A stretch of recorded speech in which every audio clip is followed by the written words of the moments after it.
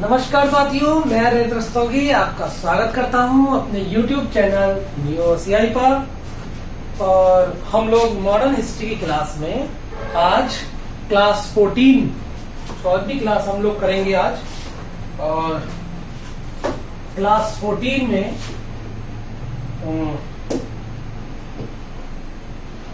Class 14 हमारी होगी आज बच्चों। हम लोगों ने पिछली 13 कक्षाओं में 13 क्लास में हम लोगों ने प्लासी बक्सर के युद्ध को खत्म कर कल हमने जो लास्ट क्लास थी उसमें हम लोगों ने उपनिवेशवाद की नींव पढ़ी थी, उपनिवेशवाद का बेसिक पढ़ा था बच्चों।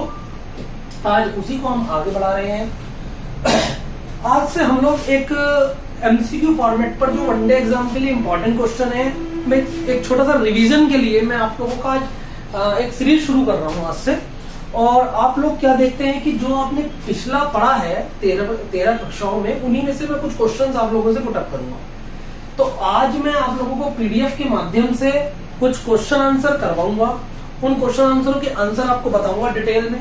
हालांकि क्वेश्चन बहुत सिंपल होंगे, वनडे एग्जाम के रिगार्डिंग होंगे, उनका यूपीएससी से मतलब नहीं होगा, परंतु फिर भी उन क्वेश्चनों से आपके वनडे एग्जाम के क्वेश्चन शायद ही कोई बच पाए, मैं उम्मीद करूंगा। हर टॉपिक के रिगार्डिंग मुझे जहां से भी क्वेश्चन बने वो हमने पीडीएफ बनाई है हम लोगों की टीम ने, और वो पीडीएफ आपके सामने मैं शेयर कर रहा हूँ आज। और आज से हम लोग क्या करेंगे, उन क्वेश्चनों को सॉल्व करेंगे और रोज हम लोग उन सॉल्व करके उन सीरीज को आगे बढ़ाएंगे। तो मेरे बच्चों देखते हैं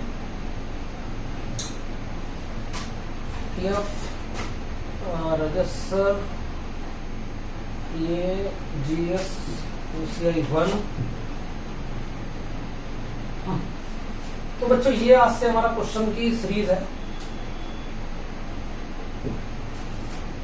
ठीक। ये आपका पहला क्वेश्चन है। देखिए क्वेश्चन क्या है, गुरु नानक ने अपना उत्तराधिकारी किसे नियुक्त किया था? गुरु नानक ने अपना उत्तराधिकारी किसे नियुक्त किया था? और जूम कर देता हूं, ये क्वेश्चन है। तो बच्चों हमने आप लोगों को जब सिख धर्म पढ़ाया था, तो सिख धर्म में हमने आपको बताया था जो गुरु नानक थे वो सिख धर्म की नींव रखने वाले गुरु थे, जिनका जन्म, गुरु नानक का जन्म 1469 में। लिखते चलना बच्चों, इसी क्वेश्चन के माध्यम से हम लोग आपको सिख धर्म का रिवीजन करा देंगे। गुरु नानक का 1469 में इनका जन्म तलवंडी एक जगह है जो कि बच्चों कहां पर है, पंजाब में है, यहाँ इनका जन्म हुआ था। इसी क्वेश्चन से रिलेटेड जितने फैक्चुअल डेटा होगा मैं आप लोगों को बताता चलूंगा क्वेश्चन के माध्यम से, और उम्मीद करूंगा कि आप लोगों को क्वेश्चन भी क्लियर होगा और उसके रिगार्डिंग 10-12 क्वेश्चन और उसी क्वेश्चन में आप ऐड करते चलेंगे। तो गुरु नानक का जन्म 1469 में तलवंडी पंजाब में हुआ था। ये सिखों के पहले गुरु थे।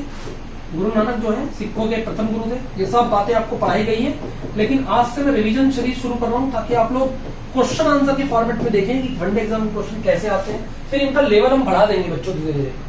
आपको टफेस्ट क्वेश्चन भी मिलेंगे एमसीक्यू में, लेकिन धीरे धीरे हम लोग उसका लेवल बढ़ाएंगे। सिखों के प्रथम गुरु थे, इन्होंने ही नानक पंथ चलाया था बच्चों। क्या चलाया था इन्होंने? नानक पंथ चलाया था।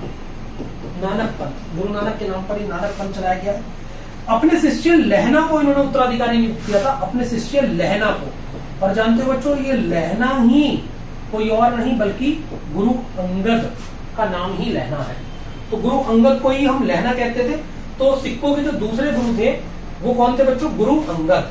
तो मैं उम्मीद करता हूं कि शायद पहला क्वेश्चन आप लोगों को विद कॉन्सेप्चुअल चीजें समझ में आ गई है, फैक्चुअल डेटा है। लेकिन गुरु नानक ने अपना उत्तराधिकारी किसे नियुक्त किया था? तो आप लोगों को डायरेक्ट पता है, गुरु अंगद ने किया था। सिखों के दूसरे गुरु यही हैं। सिखों के टोटल 10 गुरु हुए। 10 के बाद में गुरु ग्रंथ साहिब को ही गुरु माना गया। और उसके बाद हमने ये पढ़ा था कि इनका जन्म कहाँ हुआ? 1469 में, तलवंडी पंजाब में जगह है। ये सिखों के प्रथम गुरु है बच्चों, सिखों के प्रथम गुरु। तो मैं उम्मीद करता हूं कि शायद आप लोगों को ये चीज समझ आई होगी। अब इसी श्रृंखला में हम लोग दूसरे क्वेश्चन को देखते हैं। इस क्वेश्चन के बाद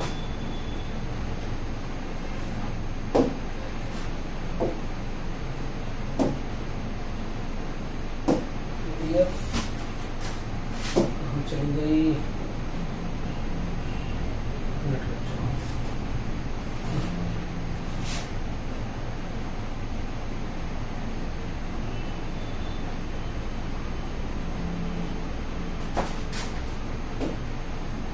ये दूसरा प्रश्न है। देखिए दूसरा प्रश्न क्या है, निम्नलिखित में से किस सिख गुरु ने, मैं थोड़ा और जूम कर देता हूं, निम्नलिखित में से किस सिख गुरु ने गुरुमुखी प्रारंभ की थी? गुरुमुखी, किस सिख गुरु ने गुरुमुखी प्रारंभ की थी? गुरुमुखी पंजाबी शब्द गुरामुखी से, गुरुमुखी पंजाबी शब्द, गुरुमुखी जो है पंजाबी शब्द गुरामुखी से लिया गया है, गुरामुखी से लिया गया है, जिसका अर्थ है गुरु के मुख से। क्या अर्थ है इसका? गुरु के मुख से, गुरु के मुख से। गुरुमुखी लिपि की वर्णमाला का सर्जन दूसरे सिख गुरु गुरु अंगद ने किया था। तो बच्चों याद रखो, किस सिख गुरु ने गुरुमुखी आरंभ की थी? तो बच्चों आपको टिक करना है, द्वितीय सिख गुरु गुरु अंगद ने ये प्रारंभ की थी। मैं समझता हूं कि शायद आपको ये चीज भी याद हो गई होगी। चलिए आगे चलते हैं तृतीय प्रश्न पर।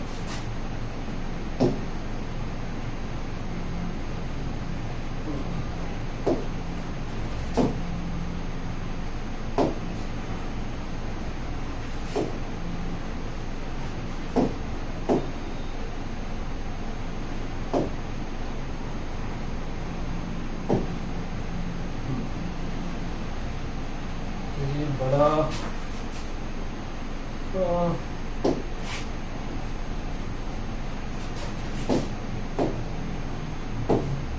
चलिए ऐसे देख लेते हैं बच्चों, इसका जूमिंग का साइज नहीं हो रहा। पंजाब में अमृतसर नगर को स्थापित किया था। तो किसने पंजाब में अमृतसर नगर को स्थापित किया था बच्चों? ये क्वेश्चन है आप लोगों के लिए, जल्दी बताइए। ए गुरु नानक, बी गुरु गोविंद, सी गुरु तेग बहादुर और डी गुरु रामदास। तो पंजाब में अमृतसर नगर को स्थापित करने वाले कौन थे? तो पंजाब में अमृतसर नगर को स्थापित करने वाले थे गुरु रामदास। गुरु रामदास ने पंजाब में अमृतसर नगर को स्थापित किया था। बच्चों मैं बोल भी रहा हूं, आप लोग याद करिए इसे। गुरु रामदास पंजाब में अमृतसर को स्थापित करते हैं। चौथे गुरु थे ये, सिखों के कौन से गुरु थे? चौथे गुरु थे। चौथे गुरु थे।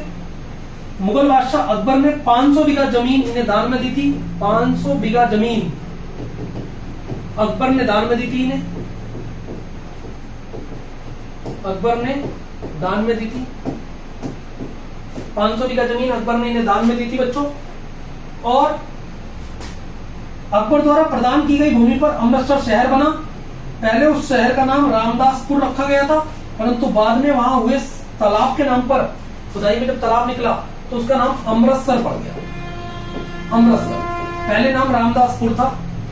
तो मैं समझता हूं कि शायद ये क्वेश्चन भी याद हो गया। दोबारा से एक बार फिर बता रहे हैं, पंजाब में अमृतसर नगर को स्थापित किसने किया था? गुरु रामदास ने किया था, जो कि सिखों के चौथे गुरु थे। और चौथे गुरु में रामदास का नाम आता है। अकबर ने इन्हें भूमि दान दी थी। चलिए अगला प्रश्न करते हैं।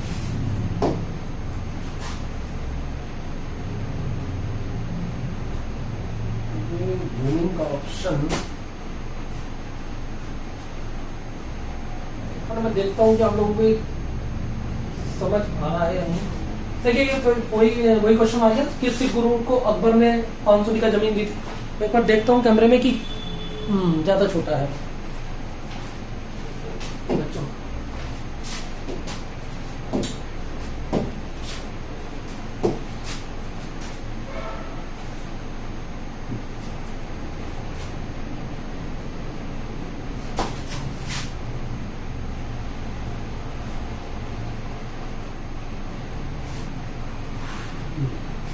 किस सिख गुरु ने, अब हम सही से कर पाएंगे। तो उम्मीद है कि अब आप सही से पढ़ पाएंगे इसे। थोड़ा सा आज हम पीडीएफ का पहली बार आज क्लास ले रहे हैं फॉर्मेट में। चलिए, किस सिख गुरु को अकबर ने 500 बीघा जमीन दी थी? तो देखता हूं करने बच्चों, थोड़ा सा टिल्ट हो गया है, कोई नहीं। तो किस सिख गुरु की बात चल रही है? किस सिख गुरु को अकबर ने 500 बीघा जमीन दी थी? तो हम लोग इसमें टिक करेंगे गुरु रामदास, गुरु रामदास, क्योंकि ये अभी प्रश्न कराया गया है। मैं उम्मीद करता हूँ कि शायद ये आपको क्लियर हो रहा होगा। बिल्कुल ठीक है, ठीक है। नेक्स्ट क्वेश्चन है, यहाँ इसे क्रिएट कर रहा है।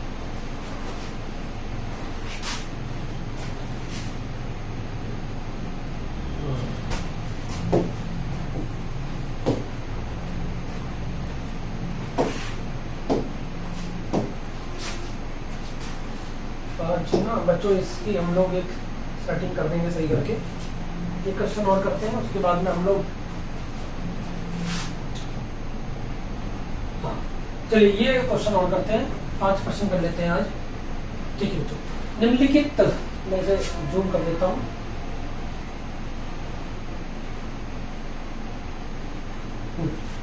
निम्नलिखित में से कौन सा युग्म सही सुमेलित है? ये 5th प्रश्न है। निम्नलिखित में से कौन सा युग्म सही सुमेलित है? गुरु अमरदास, मेरी और पीरी, गुरु अमरदास, मेरी और पीरी, गुरु अर्जुन, आदि ग्रंथ, गुरु रामदास, दल खालसा, और गुरु गोविंद सिंह, मंजी। तो ये बच्चों 5th क्वेश्चन है। इसमें जो युग्म सुमेलित है वो है गुरु अर्जुन देव, आदि ग्रंथ। इसके बारे में सुन लीजिए। सिखों के 5वें गुरु, सिखों के 5वें गुरु हैं। सिखों के 5वें गुरु कौन है? गुरु अर्जुन देव। 4th गुरु बताया आपको रामदास, जिन्हें अमृतसर की भूमि दान में दी थी अकबर ने। 5वें गुरु थे गुरु अर्जुन देव। और बच्चों गुरु अर्जुन देव ने 1604 में सिखों के पवित्र ग्रंथ, 1604 में सिखों के पवित्र ग्रंथ आदि ग्रंथ का संकलन किया था। बहुत इंपॉर्टेंट प्रश्न है। 1604 में आदि ग्रंथ का संकलन किया। गुरु अमरदास ने धार्मिक स्वतंत्रता को 22 मंजियों यानी गद्दियों में बांटा। गुरु अमरदास ने 22 गद्दियों में बांटा। गद्दियां बोलते हैं मंजिया, जिस पर लोग बैठते थे गद्दियों पर, गद्दियों में बांटा। 22 गद्दियों में बांटा। प्रत्येक मंजी एक सिख के अधिकार में रखी गई थी। दल खालसा, दल खालसा की स्थापना किसने करी थी? दल खालसा की स्थापना की थी कपूर सिंह ने, कर्पूर सिंह ने, ना कि रामदास ने। कर्पूर सिंह ने स्थापना की थी। और बच्चों मीरी और पीरी क्रमशः सांसारिक, ये तो सांसारिक, और पीरी आध्यात्मिक प्रभुत्व के पूरक है। आध्यात्मिक प्रभुत्व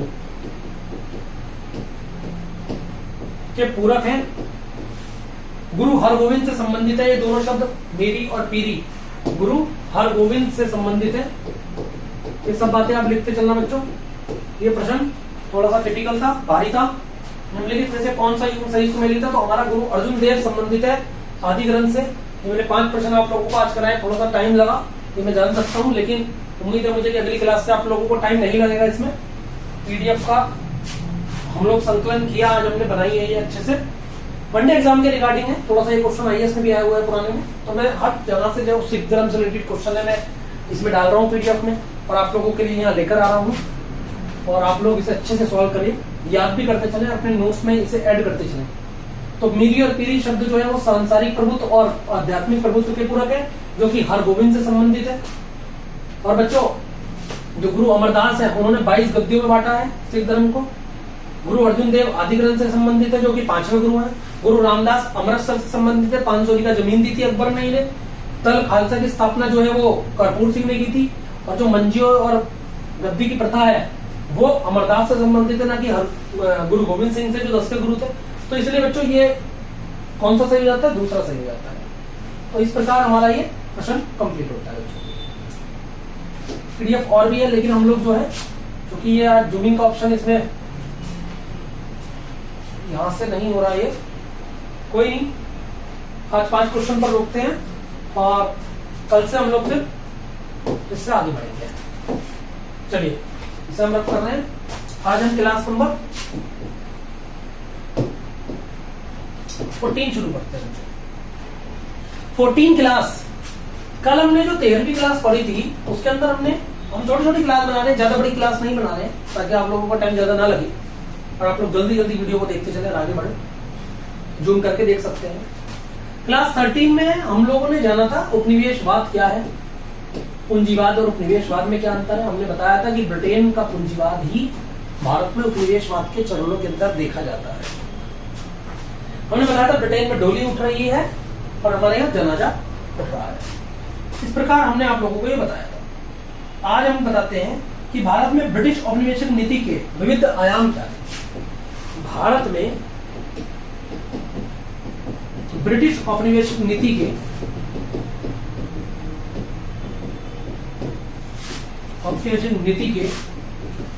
विविध आयाम क्या थे, विविध आयाम क्या थे। ये प्रश्न मैं आप लोगों से यदि पूछता हूं तो आप लोग कैसे इसका उत्तर देंगे। भारत में ब्रिटिश औपनिवेशिक नीति के विविध आयाम क्या थे। देखिए, एक बहुत बड़े विद्वान हुए हैं फार्नीवाल, इनका नाम है। फार्नीवाल नामक विद्वान क्या कहते हैं। फार्नीवाल नामक विद्वान ने कहा कि उपनिवेशवाद मूलतः एक आर्थिक संबंध है। उपनिवेशवाद मूलतः क्या है, एक आर्थिक संबंध है।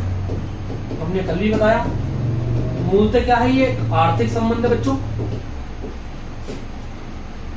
परंतु उसने राजनीतिक, सामाजिक एवं सांस्कृतिक संरचना को भी प्रभावित किया।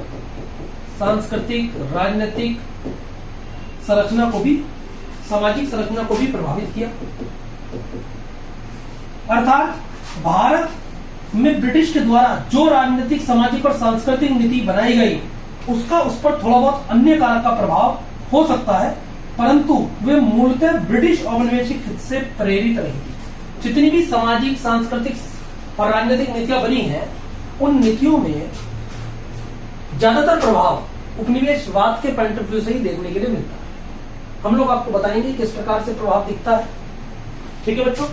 अब इसमें जब हम आगे चलते हैं तो एक प्रश्न आपसे और करते हैं, तो वो कह रहा है ब्रिटिश औपनिवेशिक नीति के विविध आयाम क्या थे, तो हम कहेंगे मूलतः आर्थिक संबंध है, लेकिन इन नीतियों में भी उपनिवेशवाद की झलक मिलती है। ठीक है। अब एक सवाल मैं आप लोगों से और पूछता हूं, सोचने के लिए मजबूर करता हूं आप लोगों को कि क्या उपनिवेश, सवाल जरा ढंग से समझना बच्चों, कि क्या उपनिवेशवाद ने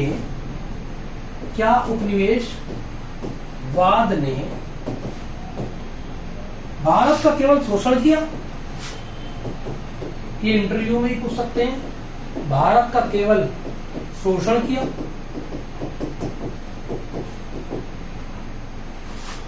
अथवा यहां कुछ विकास और आधुनिकीकरण का कार्य भी किया, अथवा यहां कुछ विकास और आधुनिकीकरण का कार्य भी किया, विकास और आधुनिकीकरण का कार्य भी किया। तो आपकी नजर में क्या है, क्या मूलतः ये प्रश्न मैं आपके सामने पूछना जा रहा हूं कि क्या केवल शोषण ही किया अथवा यहां कुछ विकास और आधुनिकीकरण का कार्य भी किया। ये प्रश्न ठीक बहुत अच्छे क्लियर दिख रहा है आप लोगों को, ये देखना था कैमरे के अंदर बच्चों। तो ये चीज हमने प्रश्न के रूप में पूछी, तो आप लोग इसका आंसर कैसे सोचते हैं। उपनिवेशवाद का अध्ययन विरुद्धों की श्रृंखला के रूप में किया जाना चाहिए। विरुद्ध की श्रृंखला के रूप में किया जाना चाहिए। दूसरे शब्दों में इसका आशय है पिछड़ापन बनाम विकास जैसा विरोधाभास। पिछड़ापन बनाम विकास। देखो, एक विरोधाभास है कि भारत में इतना पिछड़ापन है और वहां विकास की बात करें तो एक विरोधाभास सा प्रतीत होता है। वस्तुतः ब्रिटिश औपनिवेशिक शासन का स्वाभाविक परिणाम था गरीबी एवं पिछड़ापन। जो ब्रिटिश औपनिवेशिक का जो परिणाम निकला वो क्या निकला, गरीबी एवं पिछड़ापन। ये इसका स्वाभाविक परिणाम था, जबकि इसका अनचाहा परिणाम था विकास। ब्रिटिश औपनिवेशिक दृष्टिकोण का स्वाभाविक परिणाम क्या निकल कर आया, भारत में गरीबी बढ़ गई, पिछड़ापन बढ़ गया। लेकिन जो अनचाहा परिणाम निकल के आया वो क्या निकल के आया, विकास। रेलवे लाए तो उन्होंने क्या करा, शिक्षा दी, तो क्या किया, केवल उच्च वर्ग को दी, निचला वर्ग पीड़ित रह गया, अनचाहे रूप में विकास हो गया। इसलिए विपिन चंद्र नामक विद्वान ने ब्रिटिश शासन के अंतर्गत होने वाले आधुनिकीकरण को औपनिवेशिक आधुनिकीकरण की संज्ञा दी है। विपिन चंद्र एक बहुत बड़े इतिहासकार हैं आधुनिक भारत के। उन्होंने कहा ये औपनिवेशिक उपनिवेशवाद है। किया है ब्रिटिश ने, औपनिवेशिक उपनिवेशवाद। तो उपनिवेशवाद ने क्या भारत का केवल शोषण किया? तो हम कहेंगे कि ये विरुद्धों की श्रृंखला है, पिछड़ापन बनाम विकास की लड़ाई है। एक तरफ तो भारत में पिछड़ापन आ जाता है, गरीबी आ जाती है, उनके द्वारा की गई सामाजिक, राजनीतिक, आर्थिक नीतियों में जो भी परिवर्तन किया गया उसके थ्रू शोषण बहुत ज्यादा बढ़ गया, पिछड़ापन बहुत ज्यादा बढ़ गया, गरीबी बहुत ज्यादा बढ़ गई। और वो कह रहे हैं नहीं, हमने विकास भी किया है, हमने आधुनिकीकरण का कार्य भी किया है। तो ये कहना एक गलत बात होगी, क्योंकि अनचाहा परिणाम अनचाहे में मिल गया विकास।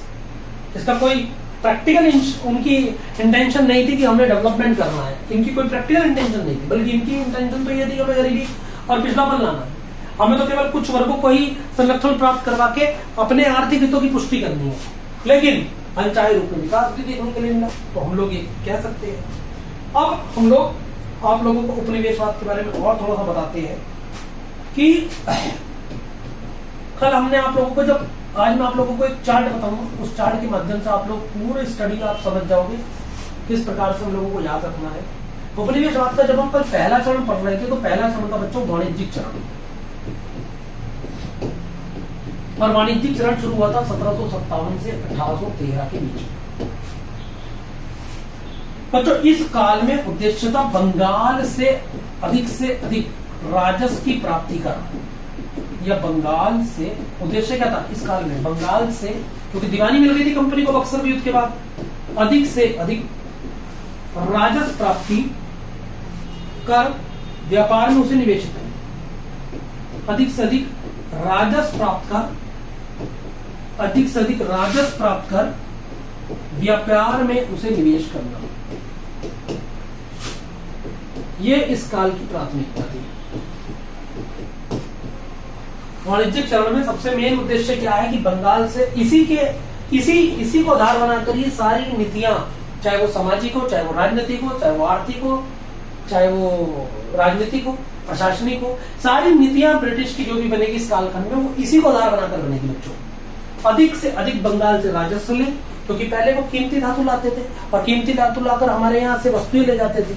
लेकिन अब क्या है, कीमती धातु का प्रचलन अमेरिका से जो है उनके पास में आना कम हो गया, तो उन्होंने सोचा कि क्यों ना हम भारत से ही राजस्व प्राप्त करें। तो उन्होंने बंगाल की दीवानी प्राप्त कर ली, और बंगाल की दीवानी प्राप्त करके बच्चों बंगाल से अधिक राजस्व, टैक्स कलेक्शन करके उन्होंने उसे अपने बिजनेस में उसे इनपुट किया, उसे बिजनेस में, व्यापार में उसे निवेश किया, जिससे उन्हें और मुनाफा हो सके।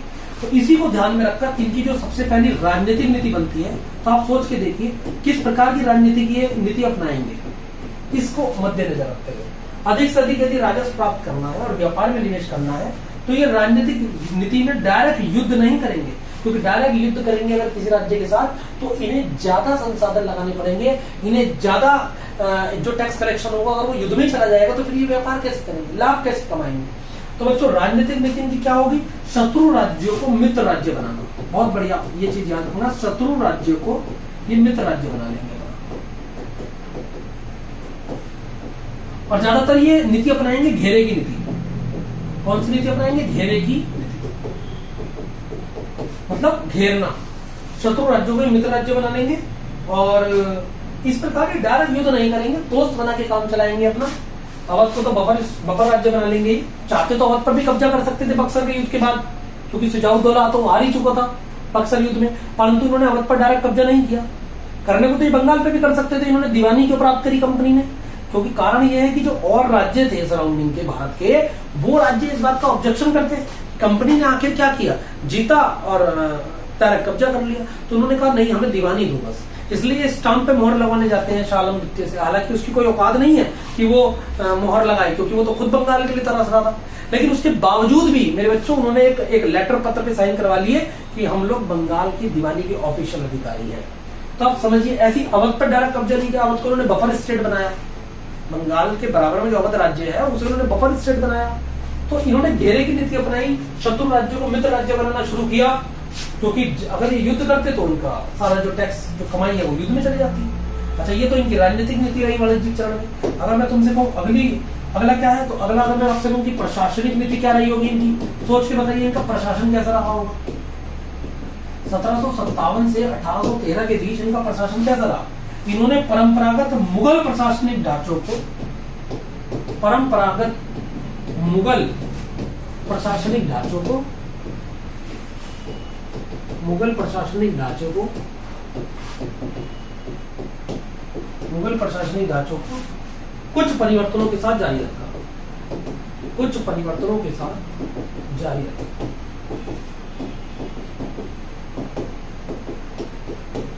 अब आप सोचेंगे कि ऐसा क्यों किया, अपने आप इन्होंने परिवर्तन क्यों नहीं किया? अगर ये परिवर्तन करते तो उस सत्ता के, अगर ये परिवर्तन करते तो इनके खिलाफ बगावत हो जाती, और बगावत हो जाती तो फिर इन्हें युद्ध का सामना करना पड़ता, और युद्ध करते तो फिर इनका राजस्व की हानि होती।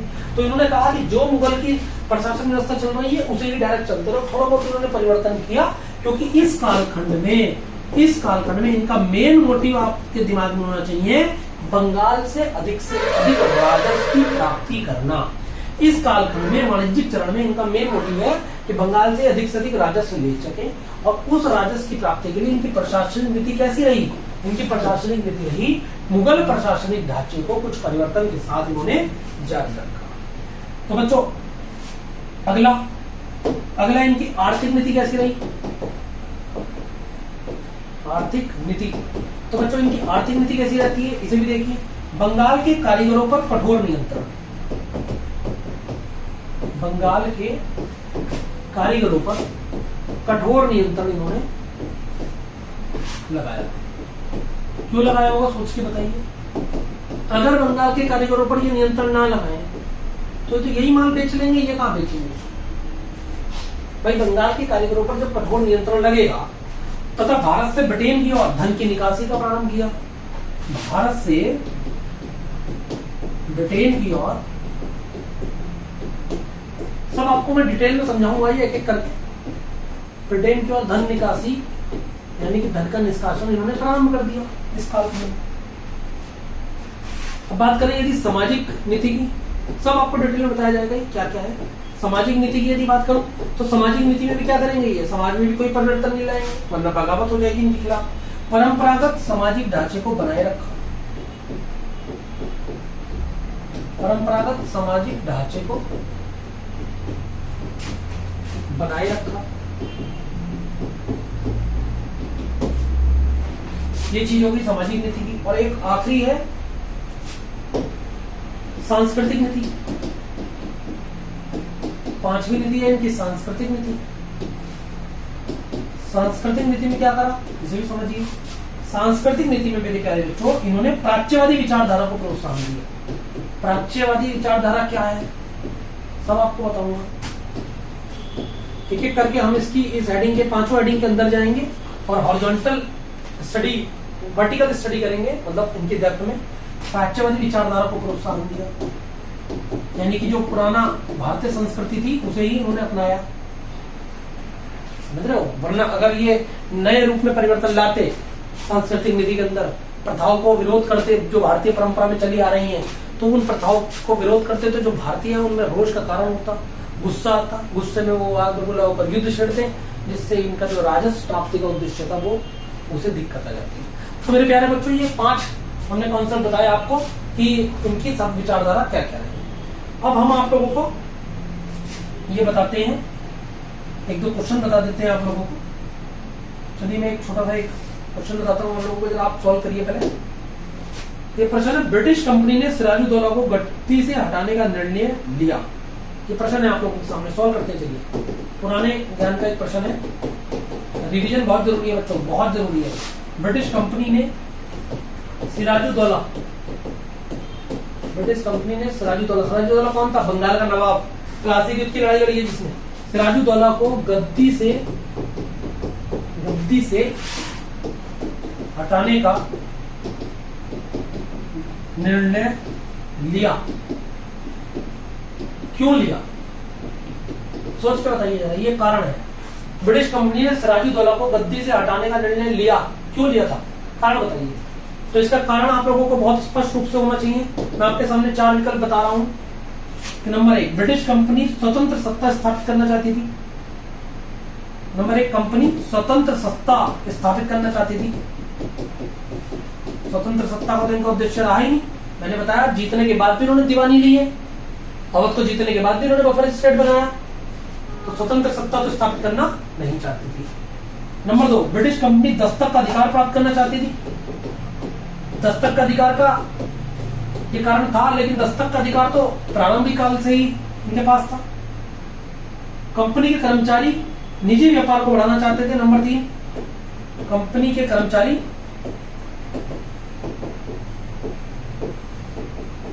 निजी व्यापार को बढ़ाना चाहते थे।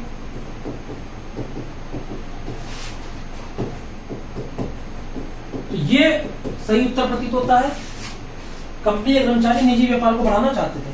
स्वतंत्र सत्ता तो स्थापित करना चाहती नहीं थी, क्योंकि वो सिराजुद्दौला की जगह कठपुतली नवाब को उन्होंने बनाया था। आपको याद होगा, सिराजुद्दौला की जगह उन्होंने कठपुतली नवाब ने बनाए थे, मीर जाफर, मीर कासिम, है ना बच्चों। ब्रिटिश कंपनी दस्तक का अधिकार तो पहले से ही रखती थी, प्राप्त क्यों करेगी, ये भी सोचिए। दस्तक का अधिकार तो पहले से ही प्राप्त था उसके पास, 1717 में मुर्शिद कुली खान दे गया था। तो बच्चों ये भी हमें उत्तर प्रतीत नहीं होता है। सही उत्तर इसका क्या है, उनके निजी व्यापार पर कुठाराघात किया गया था। निजी व्यापार को प्राप्त करना चाहती थी, क्योंकि कंपनी के निजी व्यापार से ही लाभ की प्राप्ति होती बच्चों, जो कि कंपनी क्या थी। इस प्रकार कंपनी क्या थी बच्चों कि ब्रिटिश कंपनी जब प्लासी के युद्ध में क्या देखती है, वो ये चाहती थी कि कंपनी के जो कर्मचारी थे उनके निजी व्यापार को चोट पहुंच रही थी। ठीक, तो ये उत्तर हमें सही लग रहा है, ये बिल्कुल सही है। चलिए इसके बाद एक प्रश्न आप लोगों को और कराते हैं। बंगाल की दीवानी से ब्रिटिश कंपनी को क्या मिला, सोच के बताना है बच्चों। बंगाल की दीवानी से जो सीखा है उसी पर कॉन्सेप्चुअल क्वेश्चन है। बंगाल की दीवानी से ब्रिटिश कंपनी को क्या मिला,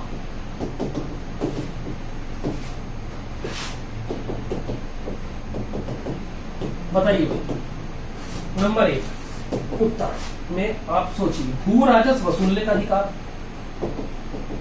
विकल्प दे रहा हूं मैं, आप बताना इसमें। भू राजस्व वसूलने का अधिकार, तो ये बिल्कुल सही लग रहा है। भू राजस्व वसूलने का अधिकार तो कंपनी के पास आ ही गया, तो ये सही है बिल्कुल। नंबर 2, चुंगी एवं शुल्क का अधिकार। ये बताइए सोचकर, चुंगी एवं शुल्क का अधिकार। हाँ ये भी है, क्योंकि मीर कासिम इस चीज का विरोध कर रहा था, तो ये अधिकार भी इन्हें मिल गया, चुंगी एवं शुल्क का अधिकार। नंबर 3, प्रशासन का अधिकार। क्या इन्होंने दीवानी जीतने के बाद प्रशासन भी संभाला था, तो हम कहेंगे प्रशासन नहीं संभाला था, ये केवल राजस्व प्राप्त करना चाहते थे। प्रशासन के लिए इन्होंने कठपुतली नवाब को पुनः गद्दी पर बिठा दिया था। बच्चों दीवानी होता है, जो दीवानी अधिकार होता है उसका मतलब है समस्त राजस्व वसूल, समस्त राजस्व वसूल। और प्रशासनिक अधिकार का मतलब होता है जो निजामत की शक्ति जो नवाब के हाथों में थी। ये शक्ति किसके हाथों में थी, नवाब के हाथों में थी, ना कि कंपनी ने अपने हाथों में रखी। इसे तो द्वैत शासन बोला गया। रॉबर्ट क्लाइव का द्वैत शासन क्या था कि अधिकार प्रशासन जो करे वो नवाब करे, और राजस्व जो प्राप्त करे वो हम करें। उत्तरदायित्व विहीन शासन, जो राजा है उसका उत्तरदायित्व ही नहीं है। तो समझिए, राजा का उत्तरदायित्व है, नवाब का उत्तरदायित्व है, लेकिन जो राजस्व कलेक्ट कर रहा है, जो प्रशासन चला रहा है, वो एक तरीके से बड़ा विरोधाभास वाली नीति इन्होंने अपनाई, और इन्होंने बंगाल की दीवानी को प्राप्त करके ये इनका उद्देश्य पूरे हुए दोनों। तो बच्चों ये हम लोगों का सवाल था। चलिए यही रोकते बच्चों क्लास 14 को, और इसके बाद हम कल पढ़ेंगे क्लास 15। मैं उम्मीद कर रहा हूँ कि शायद आप लोगों को धीरे धीरे चीजें समझ आने लगी होंगी मॉडर्न हिस्ट्री की। क्लास हम छोटी छोटी बना रहे हैं, लंबी वीडियो नहीं बना रहे। जल्दी वीडियो देखकर, व्यू बढ़ाकर आप अगली वीडियो पर पहुंचिए। छोटी क्लास पढ़ाने का ये फायदा होता है बच्चों कि बच्चे जल्दी उस स्लॉट को देख के क्योंकि स्पीड में तुरंत आगे बढ़ जाते हैं। मॉडर्न हिस्ट्री कितनी क्लास होगी ये तो मैं नहीं कह सकता, लेकिन हाँ क्लास सीक्वेंस में चलती चली जाएंगी। पुराना रिवीजन क्लास के अंदर चलता चला जाएगा, क्वेश्चन पीडीएफ में आपको मिलते चले जाएंगे। मैं पीडीएफ का लिंक भी शेयर कर दूंगा, 1-2 वीडियो के बाद में पूरी पीडीएफ आपको शेयर करूंगा, और धीरे हम लोग उस क्वेश्चन को सॉल्व करते आगे बढ़ेंगे। तो बच्चों ध्यान रखिए अपना, स्वस्थ रहिए, मस्त रहिए। चलिए बहुत बहुत धन्यवाद।